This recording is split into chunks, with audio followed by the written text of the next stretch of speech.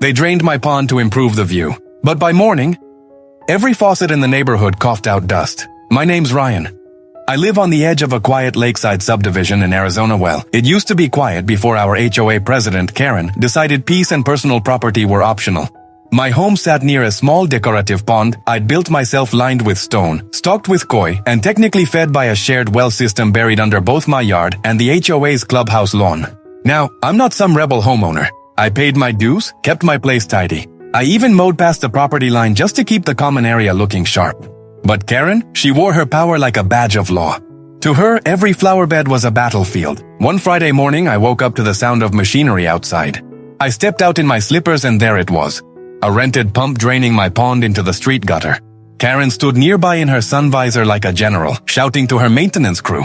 I asked what the hell she thought she was doing. She smiled and said, "The pond reflects too much sunlight into my living room. The board voted it's a visual nuisance." I stood there, speechless, as my fish flopped in the mud. That night, sitting on my patio staring at the empty crater where my pond used to be, I remembered something from years ago, a line in the original builder's documents. The well that fed my pond and theirs was registered as my private easement. The HOA had permission to use it, but only while maintaining aesthetically harmonious conditions. Keyword had, so I got to work. The next day, I called a local pump company. Technically, I told them I needed my well servicing. By Monday, I had a crew out there and we installed a fresh digital cutoff valve, one that let me isolate my line from theirs with a single app tap. That evening, when the HOA held one of their cocktail gatherings by the clubhouse, Karen poured champagne and bragged about restoring visual harmony.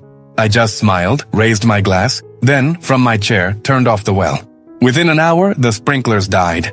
The fountain sputtered. Toilets stopped refilling. Faucets hissed like snakes. One by one, every guest realized the water was gone.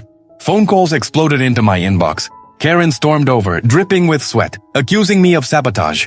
I simply showed her the original documents, her signature missing from the maintenance consent section.